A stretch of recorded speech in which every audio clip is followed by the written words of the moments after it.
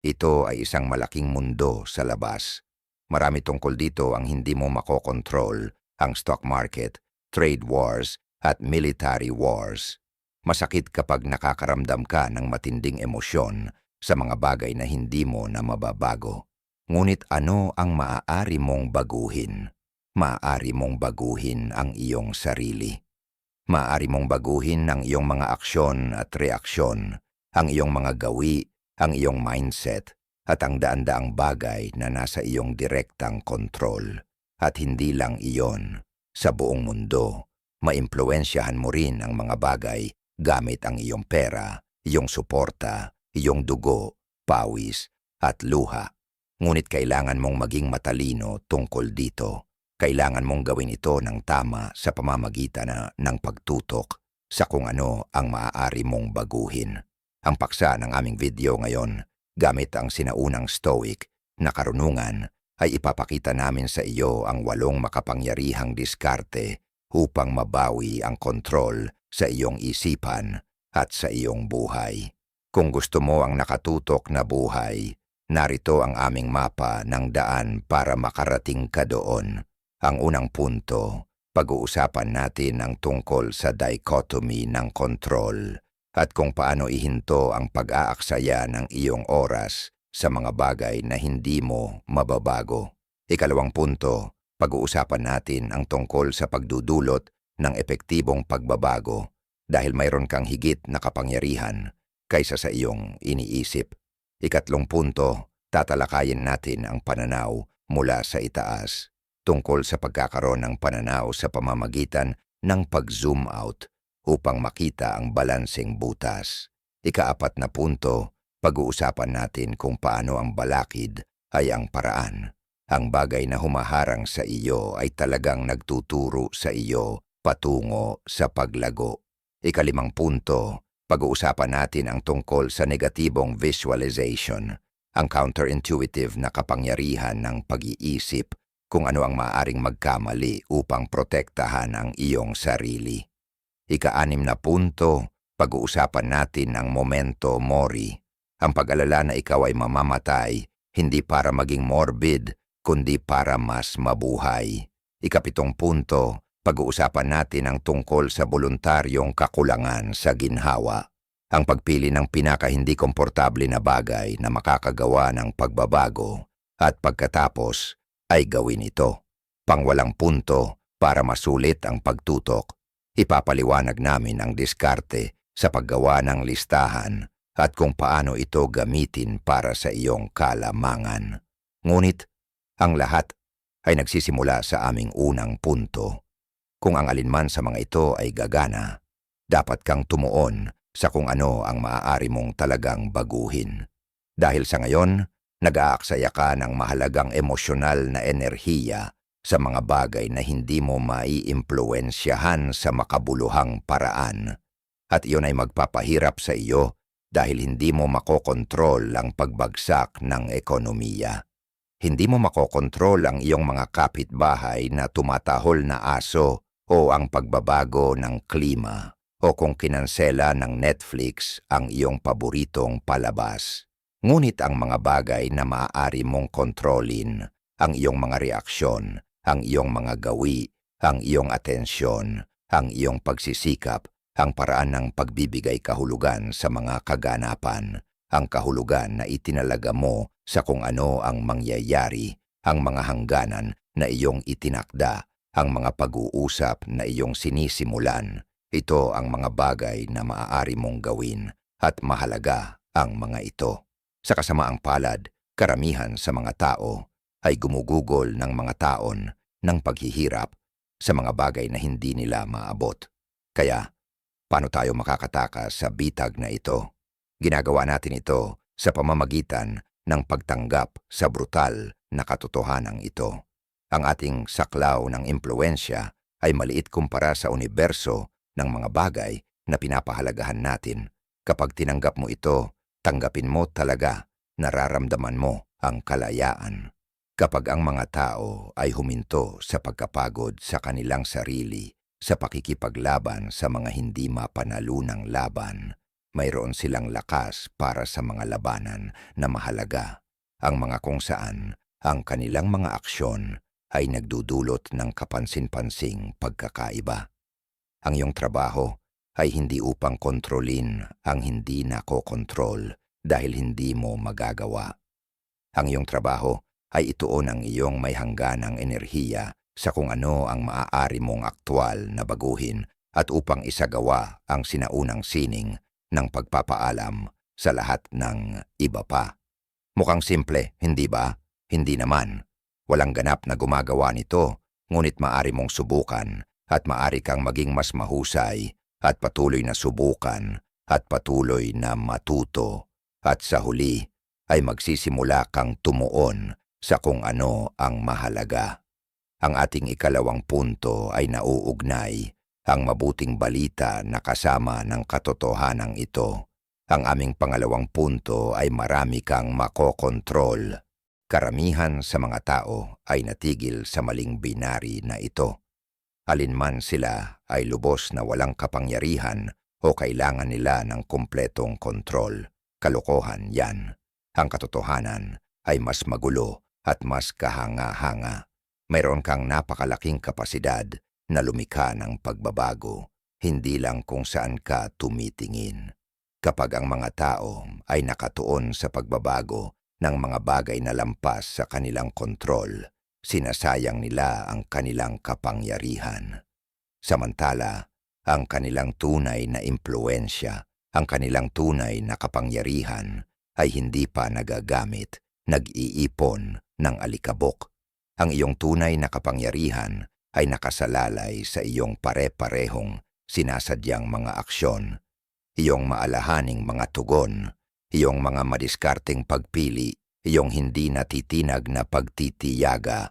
Karamihan sa mga tao ay naiintindihan ito sa intelektual na paraan, ngunit nabigo ito sa pagsasanay.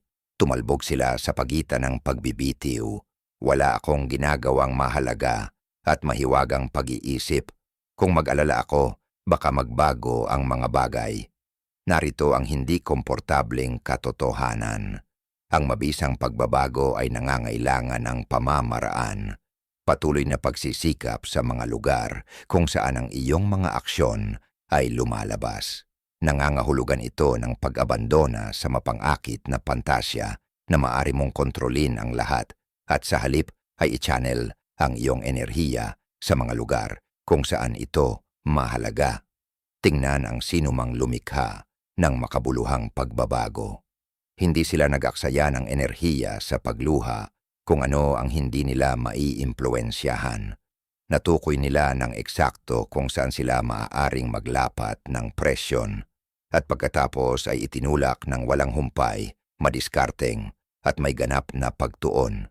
Kaya, itigil ang pagkapagod sa iyong sarili sa pagsisikap na ilipat ang mga bagay na hindi natitinag. Hanapin ang mga lever na talagang tumutugon sa iyong pagpindot at hilahin ang mga ito gamit ang lahat ng mayroon ka. Ang aming susunod na punto ay bumubuo sa huling isa. Upang lumikha ng pagbabago, kailangan mong makita ang kabuuan. Ang aming ikatlong punto ay maging handa na mag-zoom out upang mapanatili ang balanse at magawa ang iyong pinakamahalagang gawain. Kung wala ka doon, kadalasan ay nahuhuli ka na naman sa minutiya. Ang email na nakasakit sa iyo, ang promosyon na nakuha ng ibang tao, ang paraan ng pag-crack ng iyong boses sa presentasyon. Madaling palakihin ang mga detalyeng ito hanggang sa mapuno ng mga ito ang iyong buong emosyonal na tanawin. Ganito ang nangyayari kapag natigil tayo sa tunnel vision. Gumagawa tayo ng mga bundok mula sa mga burol ng nunal habang tuluyang nawawala sa paningin ang mga aktwal na bundok sa ating paligid. Alam ng mga Stoic ang panlunas. Sinanay nila ang tinatawag ni Marcus Aurelius na view mula sa itaas. Mentally zoom out upang makita ang iyong buhay, ang iyong mga problema, lahat mula sa isang mas malaking pananaw. Kaya sa sarili mong buhay, mag-ingat ka. Oo, may mga paghihirap, ngunit mayroon ding mga positibo. Meron kang kasaysayan ng trabaho na maaari mong gamitin upang makakuha ng katulad na trabaho kung mag-apply ka para sa isa. Meron kang edukasyon, profesional na mga kaibigan mula sa nakaraan, marahil kahit na ilang mga ideya tungkol sa kung paano kumita ng pera. Baka may ipon ka, kahit bahay. Ang lahat ng ito ay bahagi rin ng iyong buhay. Ito ang mga positibong nagbabalanse sa mga negatibo. Dapat mabilang din sila. Kung hindi ka kailanman mag-zoom out, maaari mong mabuhay ang iyong buong buhay na nakatutok sa pang-araw-araw na pangangati. Nakikitang mga slight at maliliit na hangin. Ang makikita mo lang ay mga agarang alalahanin. Hindi nakakagulat na ang mga tao ay nakakaramdam ng pagkabalisa. Kung walang pananaw, kahit na ang mga maliliit na pag-urong ay nakakaramdam ng apocalyptic. Kapag nilinang mo ang tanawin mula sa itaas, makikita mo hindi lamang ang iyong mga problema, kundi ang magkakaugnay na kabuuan, kasama na ang magagandang bahagi. Nakikilala mo ang mga pattern, naiintindihan mo na ang pagdurusa ay pangkalahatan, naiintindihan mo kung gaano talaga pansamantala ang lahat. Sa susunod na mabigla ka, subukan ito. Ipikit mo ang iyong mga mata. Isipin ang iyong sarili na bumangon. Tingnan ang iyong mga problema na lumiliit. Pansinin kung paano nagbabago ang iyong pananaw kapag bumalik ka sa Earth. Dalhin ang karunungan na ito sa iyo. Ang balanseng kabuuan ay naghihintay sa iyong paunawa. Kaya't tumingin at isaalang-alang ang lahat ng mayroon ka at ang maraming positibong posibilidad. At gayunpaman para sa lahat, ang Stoicism ay tungkol din sa pagiging totoo. Minsan sa buhay na ito ay haharap ka sa mga hadlang at dinadala tayo nito sa ating ika-4 na punto. Ang balakid ay ang 100. Yakapin ang humaharang sa iyo. Sinabi ito ni Marcus Aurelius, ang dakilang pilosopo ng Stoic at emperador ng Roma. I-unpack natin ito. Nangangahulugan ito na ang mga hadlang ay nagpapakita ng mga pagkakataon na maaari nating makaligtaan. Pinipilit tayong bumuo ng mga bagong kasanayan at lakas, subukan at pinuhin ang ating pagkatao at madalas na ipinapakita sa atin ang tamang direksyon sa pamamagitan ng paglaban. Kaya't ang bagay na ibinabagsak mo, ang iyong ulo laban, tingnan mo muli, tingnan mo talaga. Dahil ang nakikita mo bilang isang hadlang sa kalsada ay talagang isang signpost na direktang tumuturo patungo sa iyong paglaki. Kapag ang karamihan sa mga tao ay tumama sa mga hadlang, sila ay umatras. Nagrereklamo sila. Napagpasyahan nila ng universo ay nakikipagsabwatan laban sa kanila. Ito ay kalokohan. Ang balakid ay hindi patunay na dapat mong ihinto. Ito ay isang ilaw sa eksaktong lugar na kailangan mong ituon ang iyong pansin. Isipin kung paano tayo nagtatayo ng pisikal na lakas. Nabubuo lamang ang mga kalamnan kapag nakatagpo sila ng pagtutol. Walang pagtutol, walang paglago. Ang iyong mga hadlang sa buhay ay gumagana ng eksakto sa parehong paraan. Ang mga ito ay pagsasanay sa paglaban para sa iyong karakter, iyong pagkamalikhain, iyong katataga. Kung ang iyong karera ay huminto, iyon ang impormasyon tungkol sa kung saan ang iyong mga kasanayan ay nangangailangan ng pag-unlad. Ang mga problema sa relasyon, tiyak na ipinapakita nila kung aling mga emosyonal na lugar ang nangangailangan ng pagpapalakas. Ang mga problema sa kalusugan ay nagbibigay liwanag sa mga eksaktong paraan kung paano mo napabayaan ang mga pangangailangan ng iyong katawan. Ang balakid ay hindi isang kosmikong aksidente, isa itong guro na dapat mong pakinggan, basta alamin na ang pagbabago ay maaaring hindi madali. At dinadala tayo nito sa ating 5 punto. Alam mo na ang mga paghihirap ay naghihintay, kaya't bagamat ito ay parang kabalintunaan upang gawing mas madali ang buhay, Subukang isipin ang mga paghihirap na maaari mong harapin. Alam kong kakaiba. Sinabihan ka sa iyong buong buhay na mag-isip ng positibo at mailarawan ang tagumpay. Pero tingnan mo kung saan ka niya nakuha. Paulit-ulit kang nabulag kapag nagkawatak-watak. Kaya bakit hindi subukan ang ibang bagay? Ang mga Stoics ay may kakaibang paraan. Tinawag nila itong premeditatio malorum, ang premeditation of evils. Sinadya nilang nag-imagine ng mga pinakamasamang senaryo, hindi para ipakita ang mga ito, kundi para paghandaan ang mga ito. Karamihan sa mga tao ay umiiwas sa pag-iisip tungkol sa mga potensyal na sakuna dahil hindi ito komportable. Sila ay naniniwala sa pamahiin na ang pag-iisip ng isang bagay na masama ay maaaring mangyari sa anumang paraan. Ngunit ito ang nagtakda sa amin para sa isang haka-haka na mundo kung saan walang masamang mangyayari. Tanging ang mga magagandang bagay na hinahangad natin ay nangyayari. Ang problema, siyempre, ay hindi iyon katotohanan. Hindi kinokontrol ng iyong mga saloobin ang panlabas na katotohanan, ngunit ganap nilang kinokontrol kung paano ka tumugon dito. Subukan ito. Kunin ang anumang pinahahalagahan mo, ang iyong trabaho, ang iyong relasyon, ang iyong kalusugan, ang iyong tahanan, at malinaw na isipin na mawawala ito. Pakiramdam talaga. Ano kaya ang magiging unang araw, ang unang linggo? Paano mo ito haharapin? Ang pagsasanay na ito ay nagpapaliwanag. Tinatanggal nito ang maling akala na ang mayroon ka ay garantisadong. Ito ay nagpapaalala sa iyo na ang lahat ng bagay sa iyong buhay ay epektibong hiniram mula sa universo, kabilang ang iyong mismong buhay. Kapag regular mong nakikita ang mga potensyal na pagkalugi at paghihirap, ang mga magagandang bagay ay magsisimulang mangyari. Una, bumuo ka ng mga contingency plan na magpapatibay sa iyo. Pangalawa, pinahahalagahan mo kung ano ang mayroon ka sa kasalukuyan ng may higit na intensidad. Pangatlo, natuklasan mo na kahit na ang iyong pinakamatinding takot, kapag direktang nahaharap, ay nawawala ng malaking kapangyarihan sa iyo.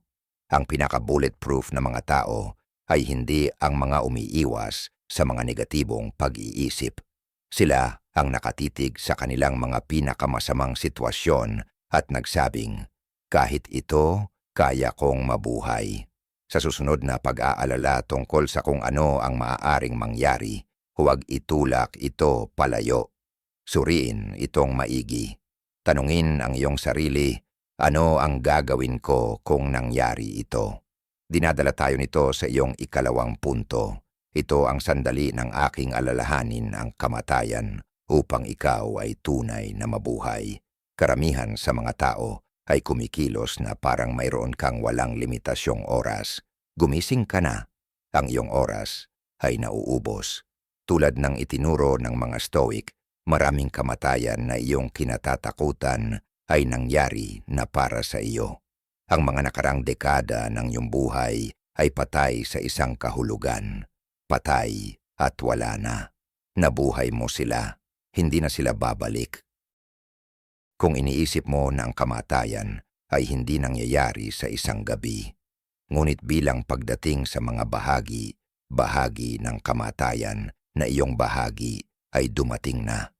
Ang mga Stoic ay nagsagawa ng memento mori. Tandaan na madalas kang mamamatay. Naglagay sila ng mga bungo sa kanilang mga mesa. Inilarawan nila ang kanilang pagkamatay araw-araw. Palagi nilang pinaalalahanan ang kanilang sarili ng iksi ng buhay. Karamihan sa mga tao ay nagpapanggap na sila ay mabubuhay magpakailanman. Nag-aaksaya sila ng mga dekada sa mga bagay na walang kwenta, sa pag-aakalang may walang katapusang oras para makuha ang ginagawa. Hindi ka mapoprotektahan ng sadyang kamangmangan na ito. At sa totoo lang, may mas magandang paraan. Ang pagharap sa iyong mortalidad ay makapagpapasigla sa iyo. Tinatanggal nito ang lahat ng mababaw at pinipilit kang umasa sa kung ano ang tunay na mahalaga. Mag-aaksaya ka ba ng isa pang minuto sa maliliit na sama ng loob? Kung alam mong may 1 taon ka pa, mananatili ka ba sa isang soul-crushing job? Patuloy mo bang ipagpaliban ang pag-uusap, ang pagbabago ng buhay, ang paglundag? Kaya subukan ang radikal na pagbabagong ito. Mabuhay araw-araw na parang namatay ka at nabigyan ng isa pang pagkakataon na maranasan ito. Pakiramdam ang himala ng iyong mga baga na napuno ng hangin. Tingnan ang pambihirang kagandahan sa mga ordinaryong sandali. Ngayong alam mong limitado ang iyong oras, ano ang gagawin mo dito na humahantong sa amin sa aming 7 punto upang mapakinabangan ang halaga ng iyong oras? Yakapin ang paghihirap sa pamamagitan ng pagpili. Sa modernong mundo, lahat ay nagtutok sa paggawa ng mga comfort fortress, mga tahanan na kinokontrol ang temperatura, on-demand na entertainment at mga pagkain na inihahatid sa isang gripo. At pagkatapos nagtataka tayo kung bakit tayo nadudurog kapag dumating ang tunay na kahirapan. Ang mga sinaunang Stoics ay mga mental na atleta na walang humpay na nagsanay sa pamamagitan ng voluntaryong kakulangan sa ginhawa. Hindi nila hinintay na dumating ang kahirapan nang hindi inanyayahan. Nagbigay sila ng mga formal na imbitasyon at tinatanggap ito sa kanilang harapan. Ito ang kabaligtaran ng karaniwang relasyon ng tao sa kakulangan sa ginhawa. Sistematikong inalis nila ang bawat pagkakataong magsanay sa pagtitiis sa kahirapan at pagkatapos ay nakakaranas sila ng pagkabulag kapag dumating ang mga hindi maiiwasang hamon. Ang voluntaryong kakulangan sa ginhawa ay ganap na binabaligtad ang salaysay na ito. Sinasabi nito, pipiliin ko ang paghihirap sa aking mga termino bago ako piliin ito sa mga tuntunin nito. Ito ay natutulog sa sahig paminsan-minsan upang paalalahanan ang iyong sarili na hindi mo kailangan ng luho upang makapagpahinga. Pag-aayuno upang matuklasan ang gutom ay hindi isang emergency. Ito ay pag-eehersisyo sa masamang panahon upang patunayan sa iyong sarili na maaari kang maging hindi komportable at gumagana pa rin ng maayos. Ngunit, ang pinakamahalagang bahagi nito ay ang pagbaling ng iyong pansin sa kung saan karaniwang ayaw nitong pumunta. Sa mga bagay na kailangan mong gawin, ngunit ipinagpaliban, kaya tingnan mo doon. Tingnan kung ano ang hindi mo gustong gawin, ngunit kailangan mong gawin, at pagkatapos ay gawin ito. Kapag sinadya mong maging hindi komportable, kapag pinili mo ang pinakamahirap na makabuluhang bagay at ginawa mo pa rin ito, may mangyayaring pagbabago. Nalaman mong magagawa mo ang iyong kinatatakutan at agad na ihinto ang pagiging stress nito. Ito ang ginagawa ng mga taong may kakayahan. Hindi sila ang mga nakaharap sa kakaunting hamon. Sila ang mga kusang loob na sumailalim sa kanilang sarili sa hindi mabilang na maliliit na paghihirap, na bumubuo ng isang hindi matitinag na pagtitiwala sa kanilang kakayahang magtiis. At pagkatapos, ginawa nila ang mga bagay na hindi nila gustong gawin at nag-vault sa itaas dahil dito. Ngunit paano mo ito pinagsama-sama? Dinadala tayo nito sa ating 8 at huling punto upang masulit ang iyong kakayahang tumuon, gumawa ng mga listahan. Ang karaniwang isip ay isang buhawi ng nakikipagkompetensyang mga prioridad at mga ideyang half-formed. Marahil ay tinatapos mo ang bawat araw na iniisip kung saan nagpunta ang mga oras, inilibing sa ilalim ng bigat ng mga hindi natapos na gawain. At gayon paman, nilalabanan mo ang pinakasimpleng solusyon sa lahat, ang paggawa ng isang listahan. Maaari mong isipin na ang mga listahan ay basic, boring, o kaya'y sa tingin mo'y hindi ito para sa iyo. O baka naman ginagawa mo ang mga ito at abandonahin. Lumilikha ng mga bago, bawat linggo, na nagiging maalikabok bago pa itapon. Nandito ako para sabihin sa iyo na ito ay isang pagkakamali. Hindi mo kinikilala ang paggawa ng listahan bilang pinakamalakas na tool dahil ang iyong utak ay isang kamanghamanghang tagalikha ng ideya. Ngunit isang masamang sistema ng imbakan. Ang utak ay hindi kailanman idinisenyo upang hawakan ang isang buong buhay na halaga ng mga pangak. Ang isang listahan ay isang madiskarteng psikolohikal na interbensyon, isang paraan ng panlilinlang sa iyong nakakagambalang utak upang mapanatili ang patuloy na pagtutok. Ito ay kung paano mo isasalin ang panandaliang intensyon sa konkretong katotohanan. Nais ng isip ang istruktura, ang iyong mga intensyon ay nais ng pangako. Kailangang makumpleto ang iyong mga proyekto. Ang hamak na listahan ay ang sagot sa lahat ng tatlo. Magsimula lamang sa isang listahan. Gawing madaling makita at suriin ito araw-araw. Piliin kung ano ang nangyayari dito ng may pag-iingat. Markahan kung ano ang pinakamahalaga. Pagkatapos ay simulan ang pagpunta sa listahan. Ganun lang kadali at pareho itong epektibo. Ang mga taong gumagawa ng mga listahan ay mas nakatutok at mas nakakagawa. Kaya magsimula ngayon at panoorin ang mga resulta na nagsisimulang dumaloy. Ang iyong hinaharap na sarili ay magpapasalamat sa iyo. At kasama niyan, para kunin ito mula sa itaas, mayroon kang 8 makapangyarihang pamamaraan upang mabawi ang kontrol sa iyong isip at sa iyong buhay. Tumfocus sa kung ano talaga ang maaari mong baguhin. Kilalanin ang iyong kapangyarihang lumikha ng pagbabago. Subukan ang view mula sa itaas upang makakuha ng pananaw. Tingnan ang mga hadlang bilang 112. Magsanay ng negatibong visualization upang makapaghanda. Alalahanin ang kamatayan upang tunay na mabuhay. Yakapin ang voluntaryong kakulangan sa ginhawa. Gumawa ng mga listahan para mas makapag-focus. Kaya, sa konklusyon, magsimula sa pagtanggap ng kung ano ang maaari mong kontrolin at hindi makontrol. I-channel ang iyong enerhiya kung saan ito tunay na mahalaga. Panghuli, huwag sayangin ang iyong limitadong oras sa mga bagay na lampas sa iyong impluensya.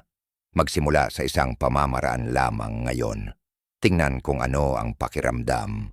Pagkatapos ay buuin ito ng paisa-isa at manatili sa amin habang patuloy naming ginagawa ang mga konseptong ito sa mga susunod na video. Sa aming susunod na video, ibabahagi namin ang mas sinaunang stoic na karunungan upang makatulong sa iyong mga pang-araw-araw na pakikibaka. Huwag kalimutang mag-subscribe at i-on ang mga notification para makasali sa aming matatag na komunidad. Ang iyong mga komento ay nakakatulong sa iba na mahanap ang mga tool na ito kapag kailangan nila ang mga ito. Hanggang sa susunod, tandaan ang sinabi ni Marcus Aurelius, mayroon kang kapangyarihan sa iyong isip, hindi sa labas ng mga kaganapan. Matanto ito at makakahanap ka ng lakas.